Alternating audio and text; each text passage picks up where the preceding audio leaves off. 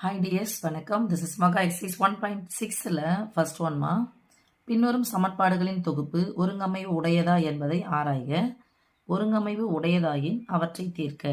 என்ன இது ஒருங்கமைவு உடையது? என்ன கண்டிஷன் சொன்னால், கொடுக்கப்பட்ட சமன்பாடுகளை அணி வடிவத்தில் நம்ம எழுதுவோமா சாமி? அணி வடிவத்தில் எழுதிட்டு அந்த அணியினுடைய தரம் கண்டுபிடிக்கணும். அந்த அணியினுடைய தரத்தை நம்ம எப்படி கண்டுபிடிக்க போகிறோம்னா, இப்போது இந்த முதன்மை மூலைவிட்டு இருக்கு இல்லையா, இங்கே ஒரு 3 உறுப்பு வரும் இல்லையா, ஒரு வேளை 3/3ன்னா அப்படி வரும்ல, இதை நம்ம 0 ஆக்கிட்டோம்னா ஈஸியாக கண்டுபிடிக்கலாம். ஸோ இதில் காசியன் நீக்கல் முறையை நம்ம பயன்படுத்த போகிறோம். அணி ஏறுபடி வடிவத்தை நம்ம யூஸ் பண்ண போகிறோம். ஸோ அணியினுடைய தரத்தை இந்த முதல்ல இது 0 வரணும், அப்புறம் இது 0 வரணும், இது 0 வரணும். இந்த முதன்மை மூலைவிட்டத்துக்கு லெஃப்ட் சைடில் இருக்கிறது 0 வர மாதிரி நம்ம அணியினுடைய தரத்தை கண்டுபிடிச்சிட்டோம். அப்புறம் விரிவுபடுத்தப்பட்ட அணியினுடைய தரம் கண்டுபிடிக்கணும். விரிவுபடுத்தப்பட்ட அணியினுடைய தரம் என்னது? இந்த ஈக்குவல் இருக்குன்னா இல்லையா, இந்த ஈக்குவட்டில் இந்த ஏ கம்மா பி பக்கத்துலேயே ஒரு தடுப்பு போட்டு போடுவோம்ல, அதான் விரிவுபடுத்தப்பட்ட அணி. ஸோ அந்த அணியினுடைய தரமும் விரிவுபடுத்தப்பட்ட அணியினுடைய தரமும் சமமாக வருதா பார்க்கணும். ஸோ ரெண்டுமே சமமாக வருது. இந்த அணியினுடைய தரமும் 3, அந்த அணியினுடைய தரமும் 3 வருதுன்னா நமக்கு 3 மாறிகளினுடைய மதிப்பு கிடைச்சிடும்.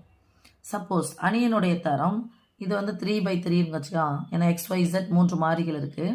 அது மாதிரி 3/3க்கு பதிலாக அந்த அணியினுடைய தரம் 3க்கு கீழே வருது அப்படின்னு சொன்னால், சப்போஸ் அணியினுடைய தரம் row of A equal to விரிவுபடுத்தப்பட்டது, அதுவும் நமக்கு 2 வருது, 3 விட கம்மியாக வருதுன்னா 2 தீர்வுகள் நமக்கு அப்படியே வெளிப்படையாக கிடைச்சிரும்.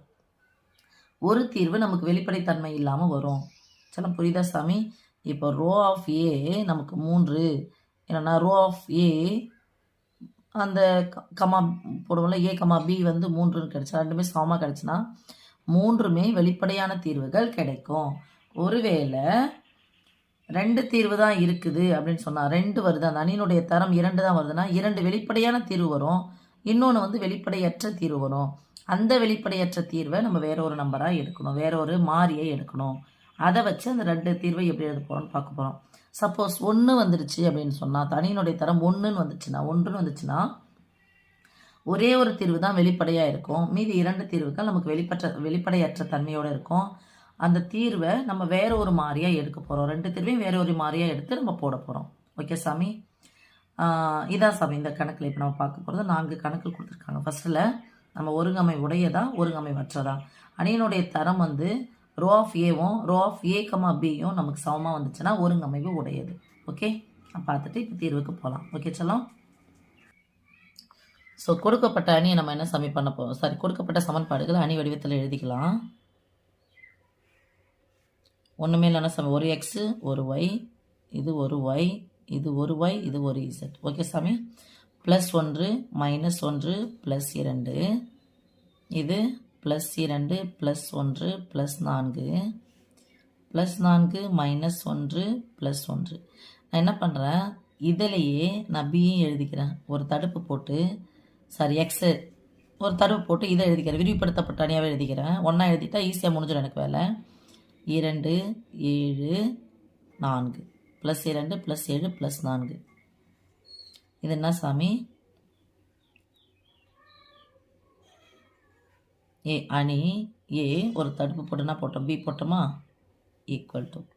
இப்போ இதனுடைய தரத்தை கண்டுபிடிக்கிறதுக்கு இந்த முதன்மை மூலை விட்டத்தில் கூடிய இதை என்ன பண்ணான்னு 0வாக மாற்றணும். அண்டர்ஸ்டாண்ட் சாமி? இதை 0வாக மாற்றுறதுக்கு ஃபஸ்ட்டு இதை போய் பார்க்குறேன், இதை பார்க்குறேன். இந்த 2 உறுப்பை விட இது கம்மியாக தான் இருக்குது. ஸோ இந்த R1 மாற்றவே இல்லை, அப்படியே வச்சுக்கிறேன். இதை போல் இது 2 மடங்கு, இதை போல் இது 4 மடங்கு. அதனால் என்ன பண்ணுற சாமி, இந்த அணியில் R2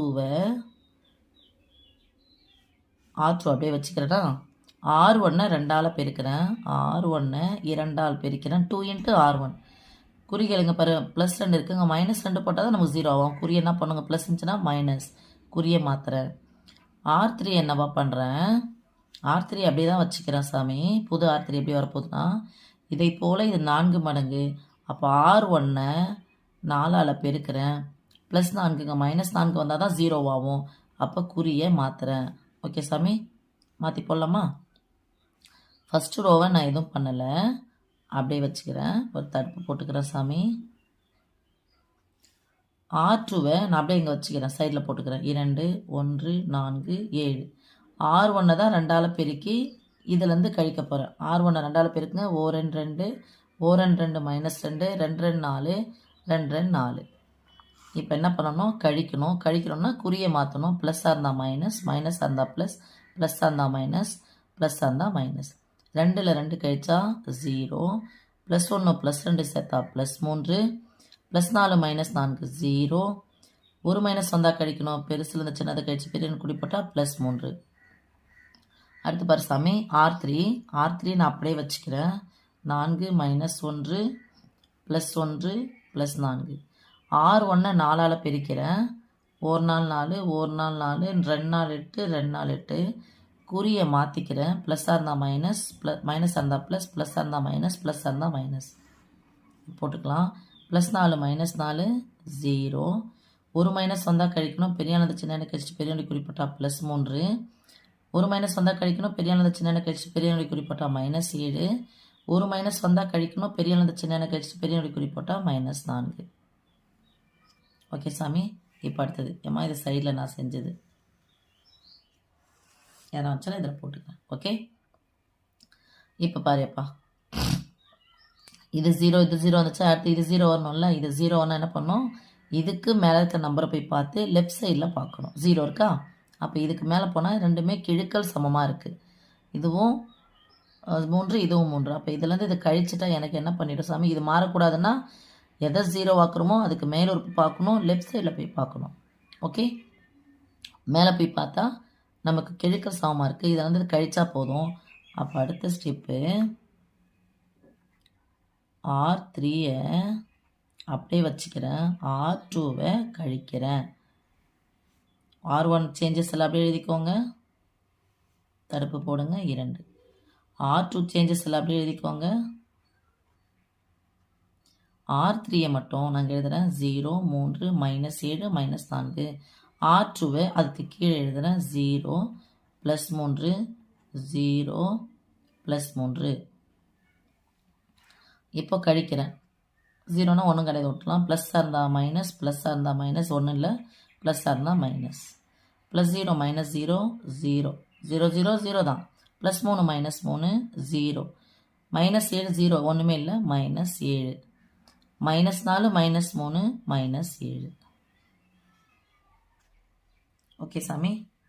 இப்போ இந்த ஒரு ரோ இது வந்து 0 ஆயிடுச்சு, இது 0 ஆயிடுச்சு. நமக்கு ஓரளவுக்கு வந்து தெரிஞ்சிச்சு.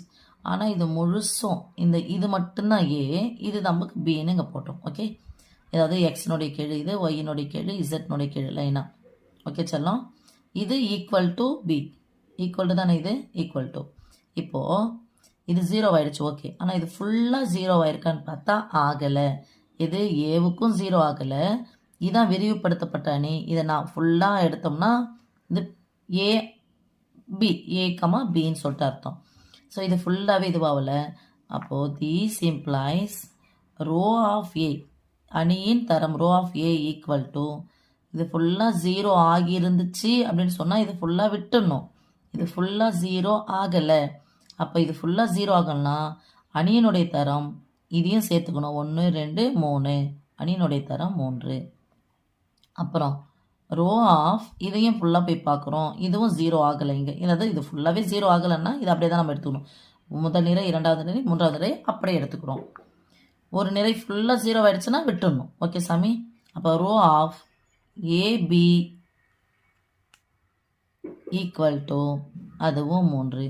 அப்போது நம்ம அணியினுடைய தரமானது ரோ ஆஃப் ஏவும் ரோ ஆஃப் ஏபியும் சமமாக வந்திருக்கா?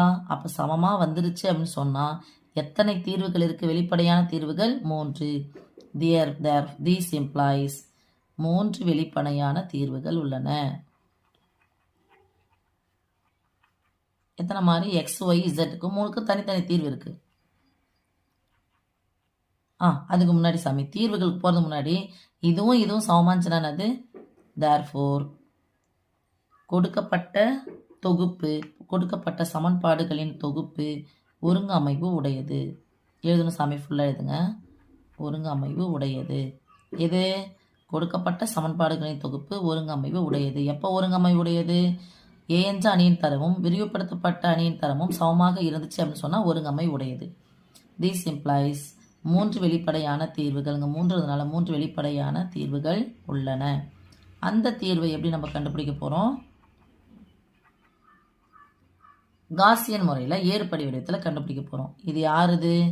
x இந்த சமன்பாட்டில் 0, y 0, z minus 7. So minus z minus 7 into z equal to minus 7. 7வது பெருக்கல் வாய்ப்பாடு 1 7 1 7 மைனஸ் மைனஸ் கேன்சல் ஆயிடுச்சு. This implies z equal to 1. ரிவர்ஸில் போயிடலாமா? ஓகே சாமி. இப்போ என்னதுங்க? 3y equal to 3. அப்போ ஒரு 3வது பெருக்கல் வாய்ப்பாடு 1 3 3 1 3 3. This implies y equal to 1. இந்த மதிப்பு எடுத்து இதில் போடலாம். ஒரு x மைனஸ் ஒரு y plus 2z equal to 2. எக்ஸோடைய மதிப்பு வேணும். ஒய்யனுடைய மதிப்பு 1 ப்ளஸ் 2வது பெருக்கல் வாய்ப்பாடு ஓரெண் 2. இந்த ப்ளஸ் 2 அந்தாண்ட பக்கம் போச்சுன்னா மைனஸ் 2 மாறும். ப்ளஸ் 2 மைனஸ் 2 கேன்சல் ஆகிடுச்சு. மைனஸ் 1 சமக்குறிக்கு அந்த பக்கம் போனால் ப்ளஸ் 1. தேர்ஃபோர் தீர்வு x equal to 1, y equal to 1, z equal to 1. வெளிப்படையான தீர்வு இருக்குது. 3மே பாருங்கள் 1 1 வந்திருக்கு. அப்போ ஒரு புள்ளியில் சந்திக்கிறத பற்றி கேட்கல, தீர்வு தான் கேட்டிருக்காங்க. நம்ம தீர்வை மட்டும் போட்டுடலாம். சரியா தங்கம்? தேங்க்யூம்மா.